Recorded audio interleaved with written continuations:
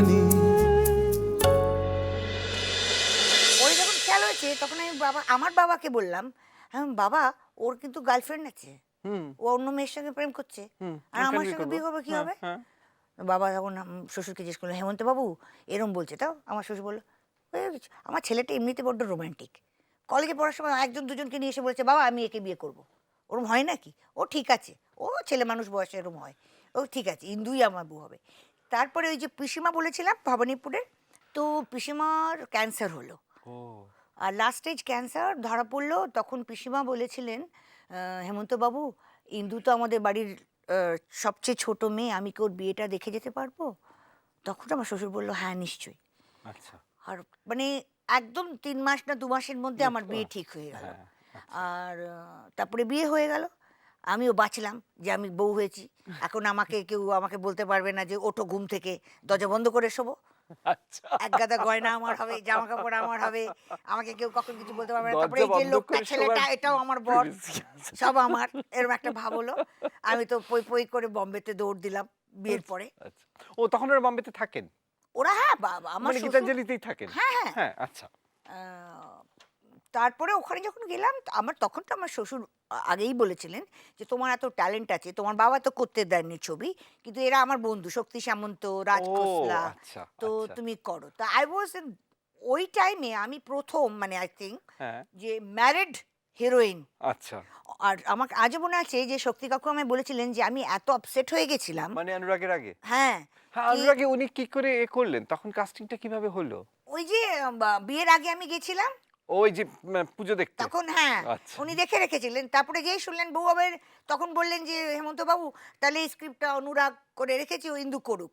কিন্তু উনি জানতেন না যে অনুরাগের আগেই আমার বিয়েটা হয়ে যাবে, কারণ ওই ওকে ওকে ওকে পিসিমার এটা ওকে হলো। ওকে তো যাকে অনুরাগ, উনি বলেছিলেন যে আমি খুব আপসেট হয়ে ও গেছিলাম। হিন্দি ছবিতে তুমি নেমেইছো মুখার্জি হিসেবে হ্যাঁ হ্যাঁ, বিয়ের আচ্ছা পরে। আচ্ছা বিয়ের পরে হ্যাঁ, বিয়ের পরেই তো আমি বম্বেতে হ্যাঁ গিয়ে হ্যাঁ হ্যাঁ সেটেল হলাম, তারপরে করলাম ছবি। ও অ্যাকচুয়ালি সাইন করেছিলাম প্রথম রাজ খোসলার ছবি কাচ্চে ধাগে।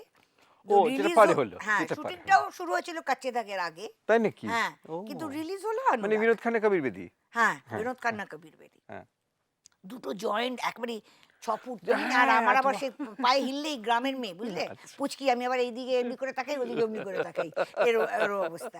তারপরে ওটা হলো, অনুরাগ রিলিজ হলো, সুপারহিট আর হয়ে গেল। তখন তো রাজেশ খান্না একদম একটা সুপারস্টার হ্যাঁ, তো কিন্তু আমার জীবনে কি হলো, সব জিনিস বিফোর টাইমে হয়েছে তো। হ্যাঁ তো আমি ঠিক বুঝতেই পারিনি যে আমার কি ব্যাপার, আমার যে নাম হয়েছে, ধাম হয়েছে। মানে লোক ধরো 17 বছর বয়সে যেটা ইমাজিন করে বা সে- ফ্যান্টাসাইজ করে, সেটা তুমি আরো ছোটবেলায় পেয়ে 17 গেছো বছরে আমার মেয়ে হয়ে গেছে 1 বছরের কোলে, প্রায় ধরো। আর নাম হয়ে গেছে, নিজের মার্সিডিজ গাড়ি হয়ে গেছে, ঘর হয়ে গেছে, পয়সা, ব্যাংক ব্যালেন্স সব কিছু হয়ে গেছে, মানে যেটা লোকে চিন্তা করে। হ্যাঁ আর আমার অলওয়েজ মনে হতো কলকাতার ইন্ডাস্ট্রিকে মনে হতো এটা আমার বাপের বাড়ি, হ্যাঁ আর ওখানে মনে হতো ওটা আমার শ্বশুর বাড়ি। আচ্ছা কারণ সবাই আমাকে ওরভাবে ট্রিট করেছে, আর বড়রা আমাকে এত স্পয়েল করেছে। আসলে হেমন্ত কুমারের পুত্রবধূ তো তার প্রতি তো একটা আলাদা প্রোটেকশন ইন্ডাস্ট্রিরও ছিল ছিল, কিন্তু এ নয় যে আমার উপর কেউ চান্স মারিনি। হ্যাঁ, দেখতে না, এত সুন্দর, আর সুন্দরী তারপরে ফিল্ম স্টারের উপরে মনে হয় লোকেরা ভাবে হয়তো, কি কি জানি, হয়তো হয়েও যেতে পারে। হ্যাঁ কারণ এমন না যে হয় না, সব লাইনেই হয়। কে চান্স মেরেছে বলতে চাও না হ্যাঁ, কে চান্স মেরেছে বলতে চাও না, না প্রায় সবাই, এমনকি আমার বরের বন্ধুরাও। আচ্ছা হ্যাঁ, মানে যারা অ্যাক্টর তখন না না একটারাও, একটা তো আমার প্রফেশনাল লাইফের কথা বলছি। আচ্ছা পার্সোনাল লাইফে আমার অনেক বরের, আমার স্বামীর অনেক বন্ধু আছে। আচ্ছা হ্যাঁ, তারাও আবার, অনেকে ভাবলো যে বোধহয় বুঝছে না, তাহলে সিরিয়াসলি বলি, অনেকে বিয়েও করতে চেয়েছে, বিয়ের পরে বিয়ের আরেকবার পরে বিয়ে করতে চায়, অফার এসছে। কিন্তু তুমি আমার কথা হচ্ছে যে মানুষ হয়তো একবার দুবার ভুল করে, হুম কিন্তু সবটাই সবসময় ছেলেদের দোষ, তার কোনো মানে নেই। হুম হুম এবার বেশিরভাগটাই মেয়েদের। ধরো আজকে যদি আমি ডিসাইড করলাম যে আমি এই লোকটাকে আমার চাই, হুম আমি অলমোস্ট শিওরকে আমি পেয়ে যাব, কিন্তু যখন লোকটা ভাবছে যে আমার ওই মহিলাকে চাই, he is not that sure. ওই যে প্রতিভা ব্যানার্জির একটা গান আছে না, আমি না হব, না হব সতী, না হব অসতী, হ্যাঁ। বলো যেরকম হয়ে গেছে। বেনি ভেজাবো না হ্যাঁ, বেনি ভেজাবো না, আমি জলে নামবো, চান করবো, কিন্তু বেনি ভেজাবো না। যেমন বেনি তেমনি রবে হ্যাঁ, যেমন বেনি তেমনি রবে, বেনি ভেজাবো না। তা আমার হচ্ছে এই ব্যাপার। তোমার মেয়েদের যখন বড় করলে কিন্তু অত ছোটবেলায় একটা মেয়ে তাকে মানুষ করা, তাকে বড় করা। পায়েলের বেলায় I was not very good mother. আচ্ছা, পায়েল আমার অনেক পুতুল ভেঙে দিয়েছে, আর সঙ্গে সঙ্গে আমিও গিয়ে ওর পুতুল ভেঙে বুঝছো? দিয়েছি। হ্যাঁ, তা পায়েলের বেলা আমার এত পেশেন্স ছিল না। ও হ্যাঁ, একটা কিছু করলে থাপড় থোপড় মেরে দিয়েছি। আচ্ছা। মেঘার বেলা, মেঘা যখন হয়েছে তখন বোধহয় আমার 24 বছর বয়স। তখন একটা তখন sense I of was, responsibility তখন আরেকটু এসছে। একটু ভালো হয়েছি আর কি। আচ্ছা, আচ্ছা। পায়েল পোর থিং, পায়েলের ব্যাপারে মানে আমি কোথাও কোথাও তো নিজেকে বোনের ক্ষমা করতে পারি বোনের না। মতোই। হ্যাঁ, বোনের মতো। এখনো তাই। এখন আচ্ছা। আবার অনেকে জিজ্ঞেস করে তোমার তো দুটো মেয়ে না? আমি বলি, হ্যাঁ, পায়েল না আরেকটা কে না মেঘা। ওদের কত বয়স হলো? আমি তখন হাসি দেয়, ওরা আমার চেয়েও বড়, ওরা আমার চেয়ে বেশি বোঝে। ওরা সবসময় কিছু হয়ে গেলেই আমাকে বলে মা চিল চিল কুল। আমি বললাম এত চিল এত কুল যে বলছো, এরপরে দেখলে মা কোমায় চলে গেল।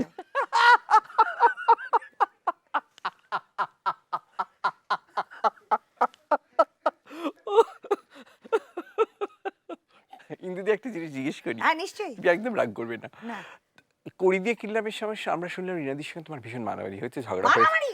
তবে মারামারি কি করে হবে? ঝগড়াঝাটি রিনাদির আমার চেয়ে বয়সে বড়। ভীষণ ঝগড়াঝাটি হয়েছে তোমাদের মেকআপ রুম টেকআপ রুম নিয়ে। না, তারপর না, দেখলাম makeup room জাপানিজ তো ওয়াইফের পর রিনাদি বলল মৌসুমীর মতন মেয়ে হয় না। আমি তো ঠিক বুঝতে পারলাম না ব্যাপারটা তুমি কি। এটা আমায় জিজ্ঞেস করছো কেন? রিনাদিকে জিজ্ঞেস করা উচিত করবো ছিল না, এই তো পণ্য। করবো, আমি তোমায় জিজ্ঞেস করছি। রিনাদি, তোরা তো বলবে না।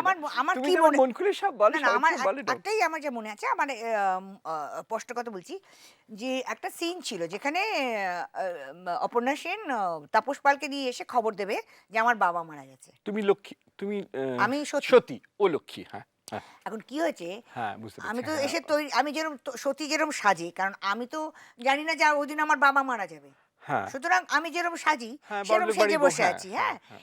এখন আর বিদেশ, বেনুদি তোমার শাশুড়ি। হ্যাঁ বেনুদি তোমার হ্যাঁ, শাশুড়ি, হ্যাঁ।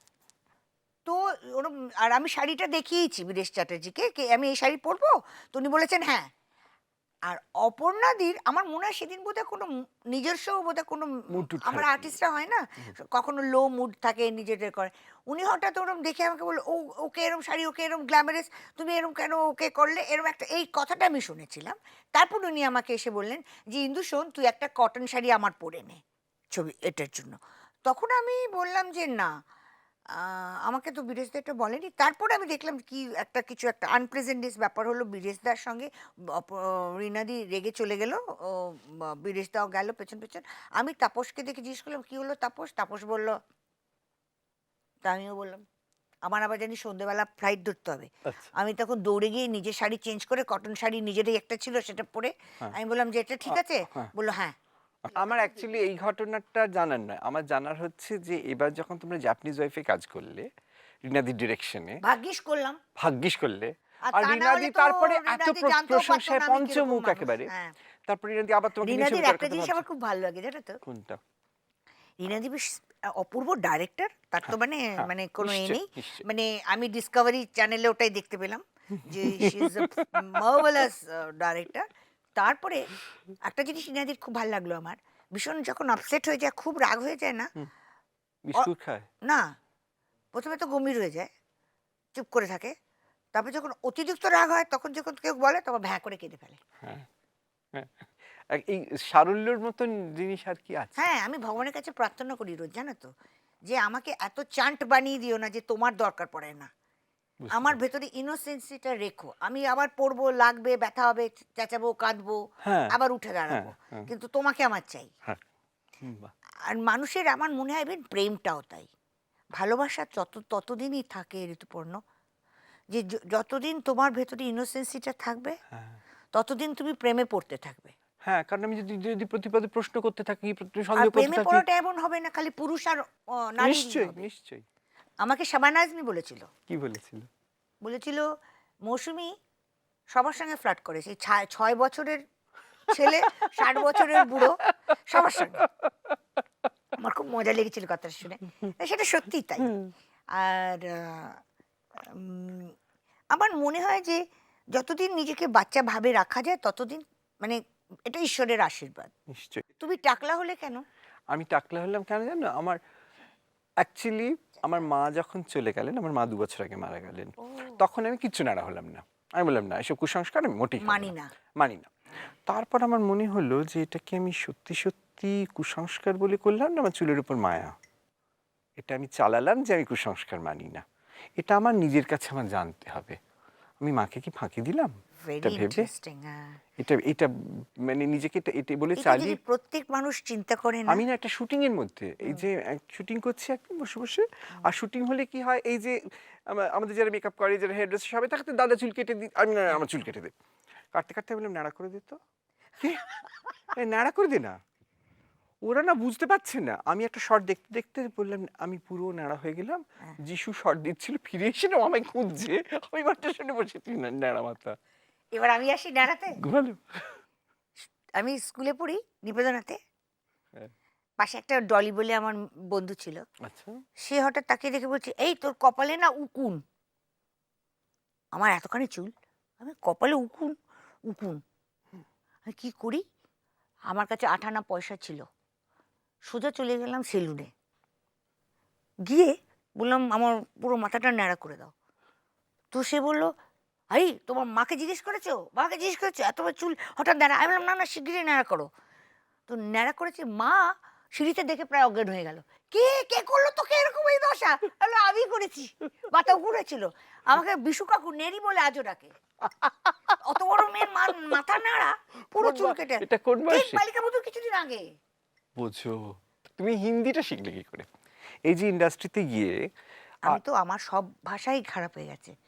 এখন হিন্দি বলতে গিয়ে বাংলা বেরিয়ে যায়, বাংলা বলতে গিয়ে হিন্দি বেরিয়ে যায়, ইংরেজি তো মাস্টার পণ্ডিত আমি।